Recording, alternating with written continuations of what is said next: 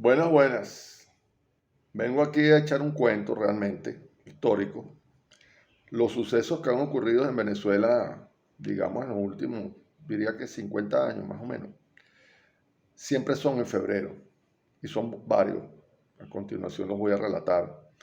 No con la rigurosidad histórica de un profesional, no pretendo sustituir a un historiador, para eso los invito a ir a YouTube, que hay infinidad de programas de expertos, opinadores, historiadores, gente que en realidad se dedica a eso y hace precisiones.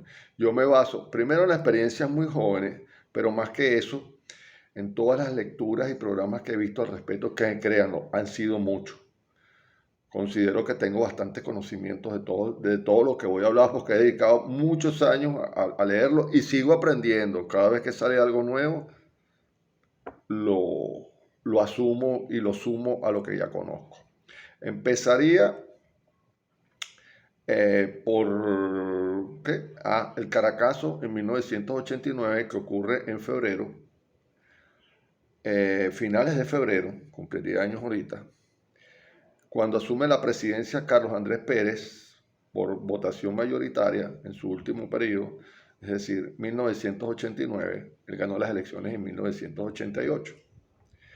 Él asume apenas en los primeros días de febrero, como no la costumbre antes, y hay un gran estallido social a finales de febrero que yo viví en Catialamar y fue, voy a reseñar de alguna manera, bastante fuerte en Maiquetía y Catialamar. Pero antes de eso tendría que mencionar todos los acontecimientos de febrero voy a tratar de hacerlo como por especie de capítulo porque sería muy largo y aburrido. Que en 1988, antes de esas elecciones, que son en diciembre, en octubre hubo un conato intento de golpe de Estado que la mayoría de la gente desconoce porque no se dio a conocer. Y fue que estando encargado de la presidencia, como se acostumbraba en democracia, el presidente constitucional era Lucinchi, estaba fuera del país, el encargado era Simón Alberto Consalvi, ministro del Interior. Hubo una hilera de tanques que se dirigió a Miraflores supuestamente para proteger al presidente. Nunca se explicó de qué. Un coronel, no me acuerdo el nombre ahorita, que estaba al frente, pero eso no se le dio explicación. Se habla de que estuvo Chávez, mas no era protagonista.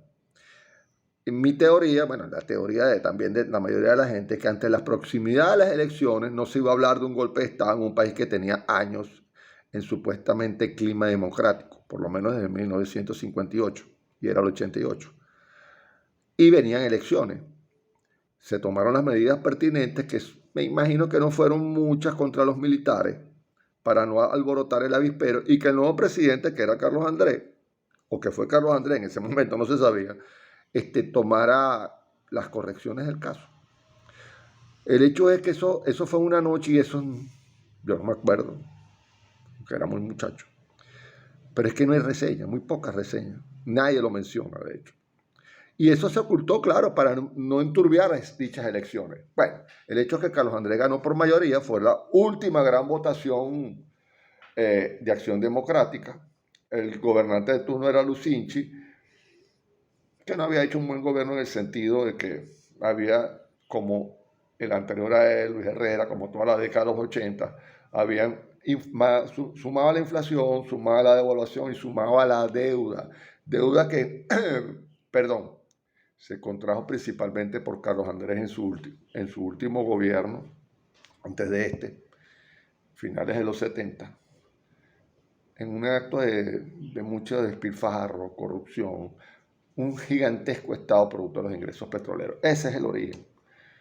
Ese descontento, yo recuerdo que con Lucinchi había escasez de los productos básicos, controles de precios, pero nada que ver con lo que vino después. Es decir, sí había una situación, pero nada normal como para producir un golpe de Estado, al menos que no fuera la simple ambición militar, como ha ocurrido en toda la historia de Venezuela. El hombre fuerte, el caudillo, el militar es el que viene a arreglar esto. Por supuesto, sin ninguna experiencia, porque los militares no tienen ninguna experiencia civil, no administran, no sé, ni un condominio. Un cuartel, pero es que un cuartel es relativamente fácil de administrar porque las órdenes van de arriba hacia abajo, nadie las puede revertir. Entonces, no tenían sentido ese intento de golpe en el 88, como tampoco lo tuvo en el 92, pero concentrándome en el Caracazo, que es lo que nos lleva. Recién asumido Carlos Andrés tomó una serie de medidas económicas pertinentes. Era todo lo lógico, privatizar, abrir la economía, quitar las regulaciones y controles. Por supuesto que eso provoca incomodidades a la población, caso que está ocurriendo ahorita en Argentina. Primero tiene que sufrir para que las medidas hagan efecto, como al final efectivamente históricamente ocurrió. Pero la gente, yo tengo una teoría. Venezuela es rumbera y bonchona, entonces los diciembre duran como hasta el 15 de enero. Nos reintegramos a finales de enero, el país se reintegra. Y es cuando llega a febrero es que te das cuenta de lo mal que está, de que no tienes real para afrontar la situación.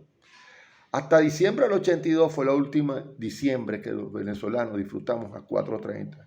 Y lo que los vivimos, aunque muy chamo yo, recuerdas, viajes, comidas, estrenos, todo el mundo, desde el más pobre, un obrero básico, hasta la clase media y los más pudientes ni hablar, pues, ya eso ni lo voy a mencionar. Eso empezó a decaer en el 83 cuando ocurrió la devaluación, producto del despilfarro, el endeudamiento irresponsable y el gigantesco estatismo. Y cada diciembre, a partir del 82, decía, habían pasado 7 años, la gente se daba cuenta que era peor, generaba un descontento. Hay una teoría de que eso lo promovieron la izquierda. No la comparto porque todas esas elecciones las ganaba de Copey, si ustedes las revisan, 80-90% de la preferencia.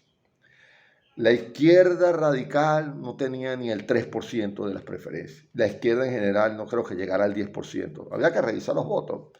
Cosas históricas que no lo voy a hacer. Pero en Venezuela mandaba de Copey, punto. Esas elecciones del 88 lo demostraron. Tenían toda la alcaldía, todas las gobernaciones, todas las instituciones, todo.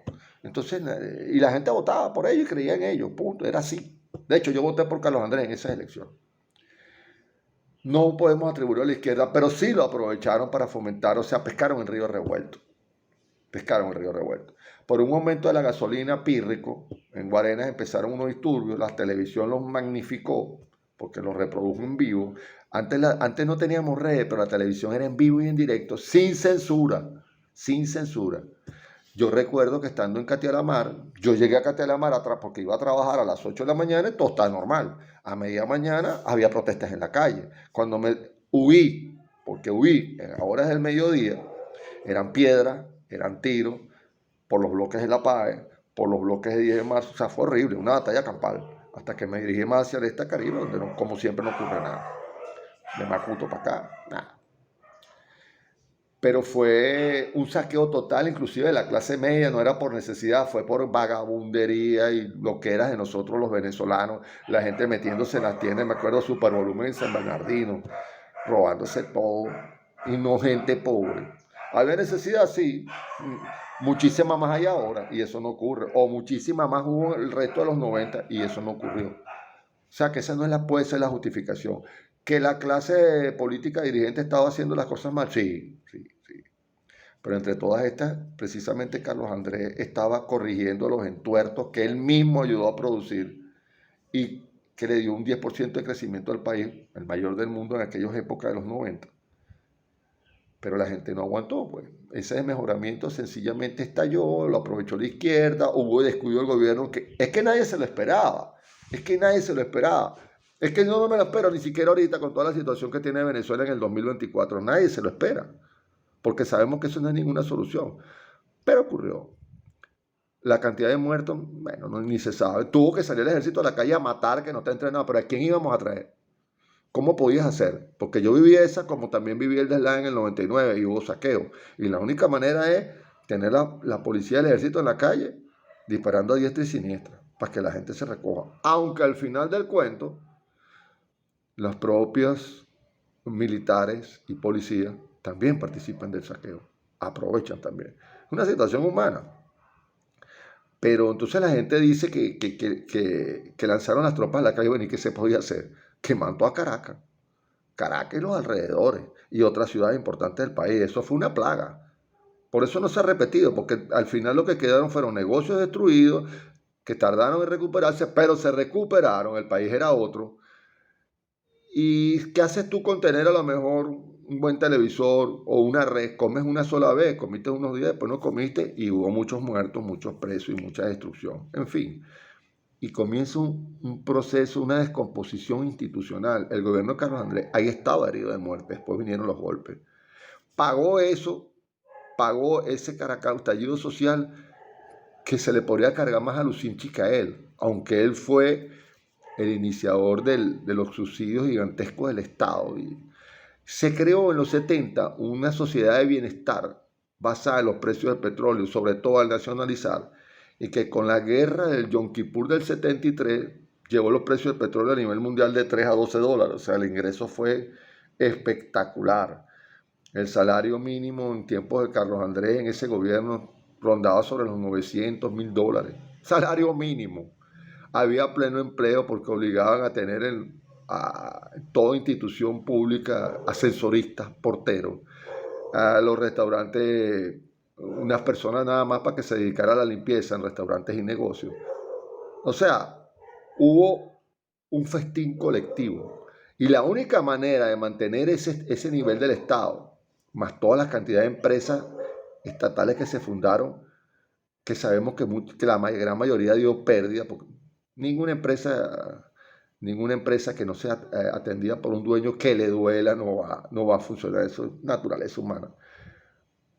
Eso generó todo ese despilfarro. La única manera de mantenerlo era que los precios del petróleo y la producción del petróleo, para mantener ese bienestar, esa Venezuela saudita, tenía que crecer, digamos, el 5 a 10% anual, para que siempre hubiera un abundante crecimiento petrolero. Nosotros no manejamos los precios petroleros, sino que es geopolítica mundial.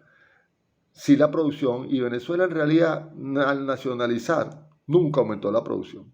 Algo más allá de 3 millones, 300, jamás se pudo. Eso requiere mucho esfuerzo, mucha tecnología y mucho dinero. Y de la forma que nosotros vivimos, no. Sí se mejoró la ganancia por la internacionalización, por la refinería y la compra de Citgo en Estados Unidos, el mejor negocio del mundo que hemos hecho en la historia, en realidad. Sacar petróleo de nuestro suelo y mandarlo por oleoductos, barcos, a refinerías que eran del Estado venezolano y lo vendías después en las estaciones de servicio de Citgo, la mayor de Estados Unidos, en esa época. Fue un gran negocio. También hubo otras en Alemania, la Beba Oil. Pero realmente la producción no aumentaba. Después nos dimos cuenta y entonces buscamos la apertura petrolera en los 90 para volvernos a asociar con quien nunca debimos desasociarnos, que eran las transnacionales. Nunca se debió haber hecho. Pero esto uno lo juzga ahorita después de la historia.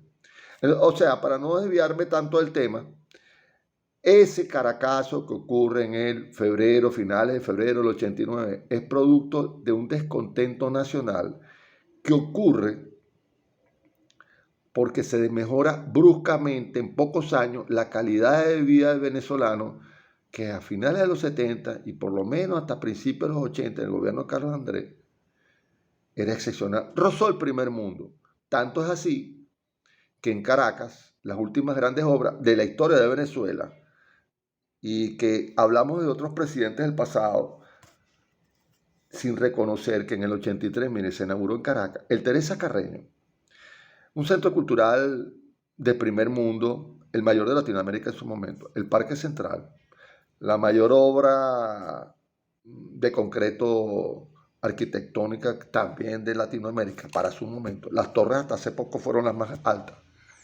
Y el metro de Caracas, que era un ejemplo del mundo. O sea, obras de primer mundo, y me refiero a Caracas porque eran las más importantes. Son las 3 obras más importantes que se han hecho últimamente. De ahí para ir más nunca se hizo nada de esa magnitud. Por supuesto, la inauguró Luis Herrera en el 83 oficialmente, pero son obras que arrancan más o menos del gobierno de Caldera. Cada gobernante las continuaba y se les metía dinero con mano de obra e ingeniería venezolana. O sea, sí fuimos un país en esa época. Exageramos, pero realmente sí fuimos un país. Porque esas obras no las hace un país subdesarrollado que no tenga la capacidad profesional, ni las ganas, ni el dinero, por supuesto. Ningún país de Latinoamérica podía inaugurar esas 3 obras a la vez, ni ninguna capital de Latinoamérica, y pocas de Estados Unidos podían darse el lujo de inaugurar esa magnitud de obras. Cuando Caracas, qué sé yo, en el 83, 2 millones de habitantes, calculo yo que tendría, todo lo que es Gran Caracas. Imagínense esas 3 obras. Pero nosotros no queremos recordarlas. Recordamos otra de los 50 y esas como nos pasan debajo de la mesa. No tienen comparación. Como tampoco tiene comparación la represa del Guri, la mayor obra de concreto que hemos hecho hasta ahora, la historia. Que arranca en los años 60, las primeras piedras, las ideas y la planificación, todo lo pone Betancourt, con la Corporación Venezolana de Guyana. Pero que ese sueño se acaba hasta el 83. De ahí fue mediocre. Porque los precios del petróleo bajaron, la deuda nos hizo peso, hubo que devaluar, no se pudo mantener un 4.30 ya ficticio, a los 83 se llegó de manera ficticia. Se debió haber devaluado mucho antes y gradualmente para evitar ese golpe. Ese golpe trajo como descontento el Caracazo. Y antes del Caracazo, en febrero del 89, hubo un aviso, un intento de golpe. Como siempre los militares, después de una relativa paz desde los años 60, en que ya no había más intentos de golpe, por lo menos conocidos, trataban de usurpar un papel que, como demuestra la historia, nunca han podido ejercer, porque no hay ningún gobierno dictatorial que ha tenido progreso, orden con libertad, porque por lo menos si ha habido algún progreso material, en algunas áreas no ha habido libertad, y sin libertad de prensa, libertades políticas, de que tú puedas escoger tus gobiernos, no es un país ni de primer mundo, ni de segundo mundo, ni de medio mundo, ni de nada. Eres simplemente un país sometido. Entonces, esas fueron para mí las razones por las que ocurre el Caracazo, que fue un desastre, que fue un retroceso, que más nunca se ha repetido, sino en pequeñísimas universos, porque nos dimos cuenta que ese no era el camino. No se le puede atribuir a Carlos Andrés totalmente, sí al sistema, porque era un sistema basado en el ingreso petrolero estatista, como se basaron todos los gobiernos desde Juan Vicente Gómez, porque el de Gómez se basó en lo mismo, el de Pérez Jiménez y los militares se basó en lo mismo, y los gobiernos de Betancourt, de León y de Caldera, de Carlos Andrés, se basaron en lo mismo, de Carlos Andrés I. Pero ¿qué ocurría? Que por lo menos no se había exagerado en cuanto a inflación, no conocíamos ni inflación, ni devaluación, ni deuda. La cantidad de dinero fue tal que le entró el gobierno de Carlos Andrés en su periodo hasta el 78, que nos inundó, no lo supimos manejar. Creamos un monstruo de Estado, y ese monstruo de Estado al final se nos revierte y baja la calidad de vida abruptamente y ocurre el Caracazo. Porque, como repito, hay situaciones peores y aquí estamos. Hoy estamos peor y aquí estamos tranquilitos, aguantando el chaparrón, ¿verdad? Entonces no era la justificación eso. Era que no lo supimos asimilar, punto, como nación. No estábamos preparados para ello y el gobierno no estaba preparado para ese desorden de esa magnitud, porque por más planes que tú tengas, ningún gobierno puede estar preparado, porque estallaron en todos lados. Después se han hecho planes, hay previsiones más de esa magnitud. No creo que es incontrolable. Eso es incontrolable y ojalá no se repita porque se demostró que no es ninguna solución realmente. Saquear sobre todo comercio y negocios inocentes de la situación. Ellos están haciendo su función de vida, que es vender con ganancia, por supuesto. Y el gobierno es el que tiene que crear políticas económicas como estaba haciendo Carlos Andrés, pero por supuesto no habían dado resultados. Eso tarda años, por lo menos un año mínimo, cuando se aplican esas medidas económicas estrictas como está haciendo Milei. Por lo menos hay que darle un año, y un año que va a ser duro. ¿Ok? Carlos Andrés estaba empezando y lo agarró de sorpresa. Y lo hubiese agarrado de sorpresa a cualquiera. Pero ya había descontento nacional, no tanto aprovechado por la izquierda, yo diría que aprovechado por los militares y por las élites, para sacar del medio a lo que ellos no estuvieran de acuerdo, que fue después la víctima propiciatoria, Carlos Andrés Pérez, porque sus medidas atentaban tanto contra la política, contra la economía, contra el estatus reinante. Y eso lo vamos a seguir viendo por los otros sucesos que vienen también en el mes de febrero. Lo voy a dividir en capítulos, que sería el 4 de febrero. Y tengo que hacer también una mención del 18 de febrero de 1983, que fue la devaluación. Ya lo he mencionado ahorita.